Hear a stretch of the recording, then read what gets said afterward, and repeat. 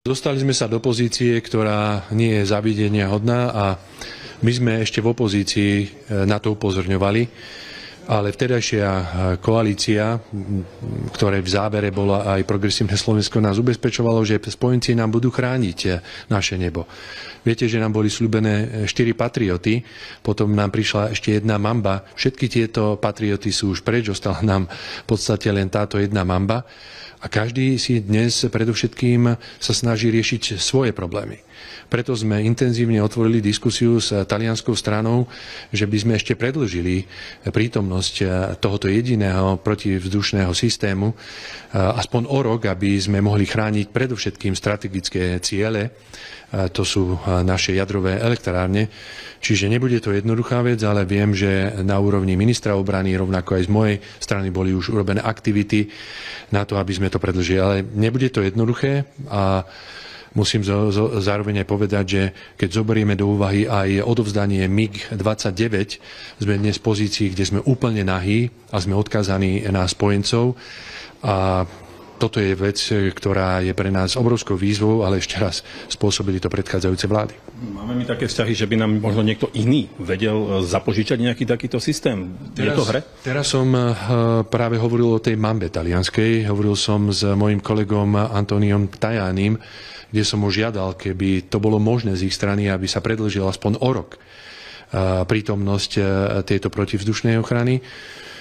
Ukazuje sa, že Taliani ho potrebujú presunúť na iné miesto. To znamená, potrebujú si riešiť svoje záväzky, ktoré sú pre nich dôležité. Tuším, že je to v Katare, kde majú svoju prítomnosť, alebo v Kuvajte, kde majú svoju prítomnosť. Čiže nebude to jednoduché, pretože každý si rieši predovšetkým svoje problémy a my budeme rokovať s našimi partnermi, aby sme akým takým spôsobom dokázali chrániť naše nebo. Ja chcem poďakovať našim susedom, že nám aspoň zatiaľ chránia nebo vlastnými letkami, pretože nemáme ju, túto letku.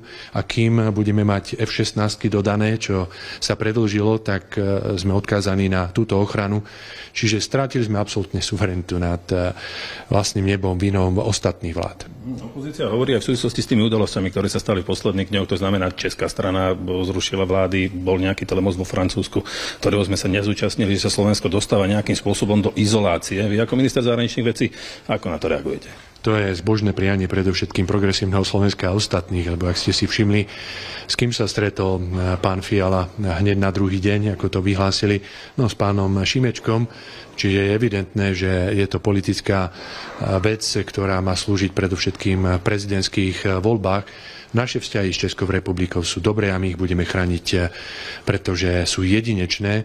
To, že sa rozhodla vláda pána Fialu ich takto narušiť len zrušením jedného stretnutia spoločnej vlády, ktoré sa malo prichystať, ale jedným dýchom zároveň povedali, že zasadnutie V4 bude pokračovať, rovnako zasadnutie na ministerských úrovniach bude pokračovať a my sme na to pripravení. Neurobíme žiaden krok, ktorý by nejakým spôsobom narušil naše vzťahy a sme dôveryhodným partnerom. O tom svedčí aj posledná návšteva pána ministra Kaliňaka v Spojených štátoch amerických, kde rokujeme o ďalších dodávkach zbraní, pretože potrebujeme sa ochrániť potom, ako predchádzajúce vlády vyprázdnili kompletne sklady našich armád a dnes nemáme, ako sme rozprávali, ani chránené vlastné nebo. A čo to je neformálne dvere? Lebo samozrejme politika, diplomácia je aj o neformálnych stretnutiach.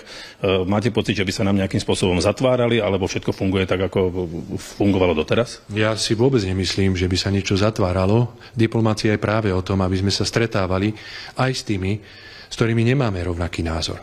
Je to prosto diplomácia. A tak to robí aj Spojené štáty americké, ktoré sa stretli s ruským ministrom zahraničných vecí a rovnako to aj Turecko urobilo, lebo sa stretlo s ministrom zahraničných vecí Lavrovom a snažia sa hľadať nejaké riešenie. Bez diplomácie nie je možné nájsť riešenie pre akýkoľvek konflikt, či je to v Gaze, alebo rovnako na Ukrajine. A toto je náš jasný, suverénny postoj. Posledná moja otázka. Čo Poľsko? Lebo premiér ešte teda v Poľsku na návšteve nebol. Je tam nejaký problém, alebo sa to nejakým spôsobom rysuje? Ako to vyzerá? My sme čakali na formovanie novej vlády aj na vymenovanie môjho kolegu, ministra zahraničných vecí Sikorského. Avšak vidíme, že dnes sú zamestnaní vnútropolitickou záležitosťou ich vláda a zároveň veľmi ťažko dnes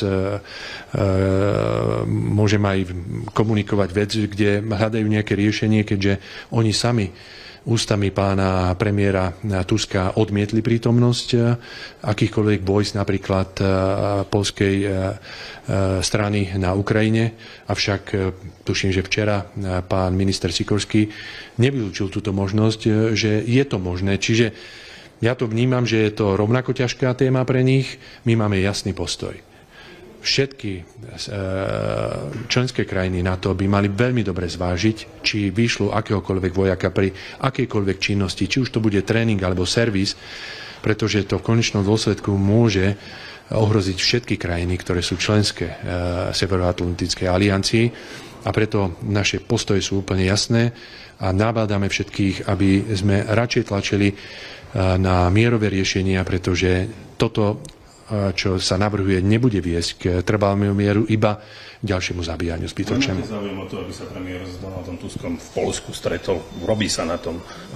Je tam nejaká... My máme záujem pokračovať na všetkých bilaterálnych úrovniach s našimi partnermi a to je dôkazom aj naše ostatné návštevy, ktoré sme mali. V súčasnosti sa ale sústreďujeme na prípravu spoločnej vlády ukrajinskej a slovenskej, ktorá bude v apríli 11. lebo chceme v Michalovciach predstaviť ďalšiu pomoc ukrajinskej strane a zároveň aj viesť rokovania, čo sa týka dodávky plynu a dodávky predovšetkým plynu cez ukrajinské územie, pretože pre nás je to absolútne strategická záležitosť a rovnako aj pre krajiny Európskej únie, pretože tá diverzifikácia dodávok plynu je veľmi ťažká a všetky tie porty, ktoré sú na pripájanie sa skvapalneného plynu, sú nedostatočne kapacitne navrhnuté. Čiže toto je naša priorita, ktorej sa teraz venujeme.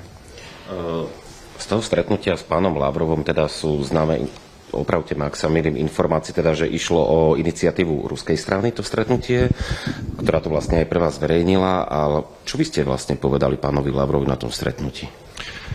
Bolo to na žiadosť Ruskej federácie, ako aj iné krajiny ma o to požiadali. Bolo to celkom 8 bilaterálnych stretnutí a ja som to využil na to, aby som jasne tlmočil náš postoj našej vlády, že to, čo urobila Ruská federácia, je porušenie medzinárodného práva, že sme za Ukrajinu, ktorá je demokratická a územne celistvá, s perspektívou v Európskej únii a že tento konflikt po 2 rokoch nemá vojenské riešenie a je potrebné hľadať mierové riešenia. A rozoberali sme aj plán napríklad pána prezidenta Zelenského, ale rovnako aj plán a návrh čínskej strany, pretože ak ste zachytili, vysoký predstaviteľ diplomácie čínskej momentálne navštevuje krajiny a hľadá riešenie aj pre svoj návrh. A minister Lavrov rovnako prezentoval ďalších 10 návrhov, ktoré sa pohybujú niekde v teréne a sú niektoré aj utajené. Čiže môj záujem bol predovšetkým tlmočiť jasný postoj a potom riešiť bilaterálne záležitosti, ako som už spomínal, pretože my sme závisli ešte na plyne z Ruskej federácie. Máme tam dlhodobé kontrakty, ktoré sú do roku 2028, čo sa týka dodávky, a do roku 2034 nákupu plynu. A to je kľúčová vec aj pre samotnú Ukrajinu, pretože v prípade, že by sa to zastavilo, tak aj Ukrajina príde o peniaze z tranzitu a rovnako aj Slovenská republika príde o peniaze z tranzitu. A preto som potreboval garanciu z Ruskej federácie, že či budú dodržiavať kontrakty, ktoré máme podpísané. Tú garanciu som dostal a teraz je na rokovaní s ukrajinskou stranou, aby sme hľadali nejaké riešenie, ako túto komoditu dostať na Slovensku aj po tom období, kedy skončia zmluvy, pretože ukrajinská strana má v súčasnosti na tranzit s Gazpromom zmluvu len do roku 2024 a my sa musíme s tým nejakým spôsobom vysporiadať. A to bude aj predmetom jeden z bodov na zasadnutí spoločnej vlády ukrajinskej a slovenskej. Ďakujeme za sledovanosť, odber a like. Pracujeme na ďalších videách Vaša politická scéna.